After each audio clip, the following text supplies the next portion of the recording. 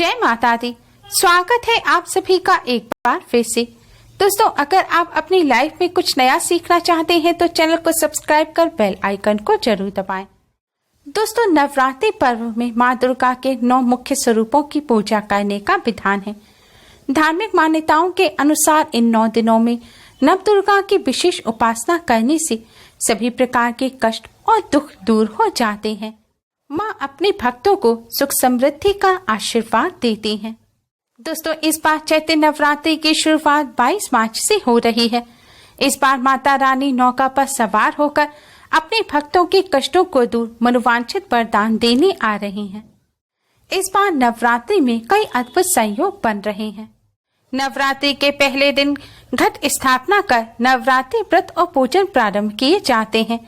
इस बार घट स्थापना का शुभ मुहूर्त है 22 मार्च की सुबह 6:23 से सुबह 7:32 तक।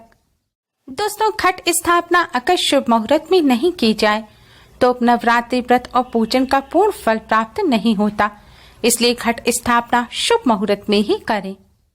नवरात्रि के आरंभ में प्रतिपदा तिथि को कलश घट स्थापना की जाती है। कलश को भगवान गणेश का रूप माना जाता है। हिंदू धर्म में हर पूजा से पहले गणेश जी की पूजा का विधान है, इसलिए नवरात्रि के शुभ पूजा से पहले कलश के रूप में गणेश जी को स्थापित किया जाता है। कलश स्थापना करने के लिए एक लकड़ी की चौकी, लाल कपड़ा, मिट्टी का पात्र, जौ, शुद्ध साफ की हुई मिट्टी, मौली या लाल सूत्र, साबुत सुपारी, कलश में रखने के लिए सिक्के, आम या अशोक के 5 पत्ते, कलश को ढकने के लिए मिट्टी का ढक्कन, शुद्ध जल, गंगा जल, सोना, चांदी, तांबा, पीतल या मिट्टी का कलश। याद रखें, स्टील के कलश का या स्टील के पात्र का इस्तेमाल ना करें। साबुत चावल, लाल चुनरी, फूलों की माला, भोग लगाने के लिए मीठा या फल, एक साबुत गांठ वाली हल्दी, एक पानी वाला जटा वाला नारियल, देसी घी का दीपक, धूप बत्ती, रोली और श्रृंगार का सामान। श्रृंगार के सामान में आप साड़ी, चूड़ी, बिंदी, अपनी इच्छानुसार जो भी आप श्रृंगार का सामान लाना चाहें वह ला सकते हैं। भविष्य पुराण के अनुसार नवरात्र में कलश स्थापना घट स्थापना करने की विधि। कलश स्थापना करने के लिए सबसे पहले पूजा स्थल को शुद्ध कर लेना चाहिए। फिर लकड़ी का पट्टा या चौकी बिछाएं, उस पर लाल रंग का कपड़ा बिछाएं। फिर थोड़े से साबुत चावल में हल्दी मिलाएं, चावलों को पीला कर लें। याद रखें, चावलों में पानी ना डालें, सूखे चावलों पर ही हल्दी डालें और फिर थोड़े से चावल लेकर आप लकड़ी के पट्टे पर रख दें। चावल रखते समय भगवान श्री गणेश का स्मरण करें।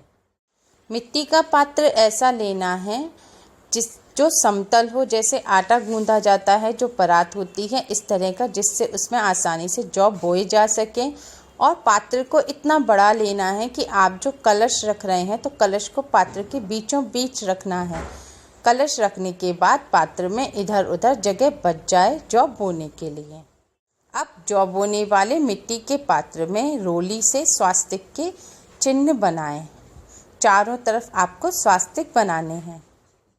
फिर उस मिट्टी के पात्र को चावल के ऊपर चौकी पर रख दें। फिर उसमें आप साफ मिट्टी बिछाएं और उसके ऊपर एक बार आप जौ डालें, फिर से एक और लेयर मिट्टी की बिछाएं और फिर से जौ डालें और फिर से मिट्टी डालें।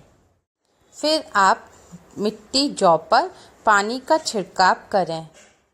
फिर कलश लें, कलश में आप थोड़ा सा गंगा जल डालें। फिर कलश को शुद्ध जल से भर लें। फिर कलश के गले पर मौली यानी कि कलावा 3 बार लपेटें। 3 बार कलावा लपेटने के बाद उसमें 3 गांठ बांधें। फिर कलश पर रोली से स्वास्तिक यानी कि सतिया का चिन्ह बनाएं। फिर आप कलश में साबुत हल्दी, साबुत सुपारी और एक सिक्का डालें और थोड़े से चावल भी डालें। फिर 5 आम या अशोक के पत्ते लें, उन्हें साफ कर लें, पानी से धो लें। याद रखें, पत्ते कटे फटे या टूटे नहीं होने चाहिए। साबुत पत्ते लें और उन्हें कलश में लगा दें। कलश में पत्ते इस तरह से लगाना है कि जो डंडी हो पत्तों की वो कलश के अंदर जाए और पत्ते बाहर की तरफ रहें। फिर कलश पर आप ढक्कन लगा दें और ढक्कन में साबुत चावल भर दें। फिर आप कलश को मिट्टी के उस पात्र में जिसमें आपने जौ बोए हैं उसमें बीचों बीच कलश को स्थापित करें। फिर पानी वाला जटा वाला नारियल लें, उसे पानी से साफ कर लें। फिर उस पर लाल कपड़ा लपेटकर उस पर 3 बार मौली या कलावा लपेटें। कलावा लपेटने के बाद 3 बार उस पर 3 गांठ बांधें और फिर आप भगवान श्री गणेश का स्मरण करते हुए उसे कलश के ऊपर जो आपने चावल से भर के जो कलश पर ढक्कन लगाया था उसके ऊपर आप नारियल को स्थापित करें। नारियल स्थापित करते समय भगवान श्री गणेश का ध्यान करें। याद रखें, नारियल का जो मोटा साइड यानी कि गोल साइड होता है उसको आप नीचे रखें और जो चोटी वाला साइड होता है उसे ऊपर की तरफ रखें।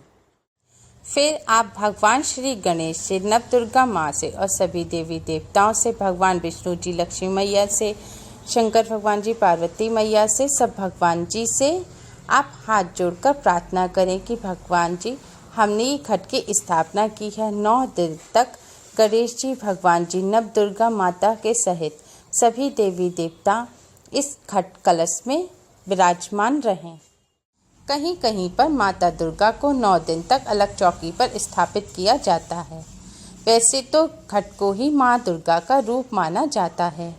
आप चाहें तो माँ दुर्गा को भी अलग चौकी पर स्थापित कर सकते हैं, या फिर आपने घट जिस चौकी पर स्थापित किया है अगर वह चौकी बड़ी है तो वहाँ पर भी माँ दुर्गा को स्थापित कर सकते हैं, या फिर मंदिर में भी आप माँ दुर्गा को स्थापित रहने दें और घट को ही आप अलग स्थापित कर लें।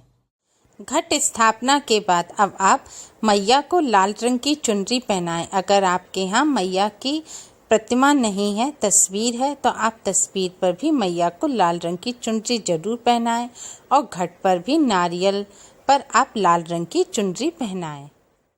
अब घट स्थापना पूरी हो गई है। अब घट स्थापना के बाद आप एक मैया के सामने और एक घट के सामने देसी घी का एक दीपक जलाएं और एक धूप बत्ती जलाएं और घट पर भी और मैया पर भी आप पुष्प चढ़ाएं।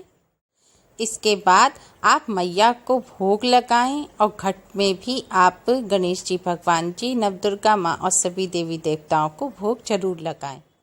और आप जो भी श्रृंगार का सामान लाए हैं उसे घट के सामने रख के मैया को अर्पित करें। अब घट की स्थापना की विधि पूरी हो गई है। अब आप भगवान श्री गणेश को प्रणाम करके नवदुर्गा मैया को प्रणाम करें और मैया की पूजा करें। आप पूजा में आरती पढ़ सकते हैं, चालीसा पढ़ सकते हैं, दुर्गे मैया के किसी मंत्र का जाप कर सकते हैं, दुर्गा सप्तशती का पाठ कर सकते हैं। घट स्थापना को जैसे शुभ मुहूर्त में और सही विधि से करना जरूरी होता है, ऐसे ही घट स्थापना से जुड़े जरूरी नियमों का पालन करना भी जरूरी होता है। अब हम आपको घट स्थापना से जुड़े कुछ जरूरी नियम बताएंगे। सबसे पहले घट स्थापना में आप जो भी नीचे मिट्टी के लिए पात्र का इस्तेमाल करें, कलश के लिए जो भी पात्र का इस्तेमाल करें, याद रखें उसमें स्टील, लोहे या प्लास्टिक के बर्तन का इस्तेमाल ना करें। घट स्थापना करने के बाद आप घट के सामने दोनों समय सुबह और शाम देसी घी का दीपक जरूर जलाएं और किसी मीठे या फल का भोग जरूर लगाएं, क्योंकि नवदुर्गा माँ 9 दिनों तक घट में विराजमान रहती हैं। घट स्थापना करने के बाद प्रतिपदा से नवमी तिथि तक आप घट को अपनी जगह से हटाएं नहीं, ना ही नारियल को हटाएं। अगर मिट्टी सूख जाए तो ऊपर से जौ के लिए आप साफ पानी का छिड़काव कर सकते हैं। जब घट की स्थापना घर में की जाती है तो घर को खाली छोड़कर नहीं जाया जाता। घर का कोई ना कोई सदस्य घर में जरूर रहना चाहिए। घट स्थापना जिस घर में की गई हो उस घर में 9 दिनों तक मांस मदिरा का सेवन नहीं किया जाता और ना ही प्याज लहसुन का सेवन किया जाता है। घट स्थापना वैसे तो अपने पूजा घर के पास ही जगह को साफ करके वहां पर की जाती है, लेकिन अगर आप घट स्थापना उत्तर पूर्व दिशा में करेंगे तो यह सबसे उत्तम रहेगा। आप चाहें तो घट के सामने 9 दिन तक अखंड ज्योत भी जला सकते हैं, लेकिन अखंड ज्योत जलाते समय याद रखें कि अखंड ज्योत पूरे 9 दिन तक बुझनी नहीं चाहिए।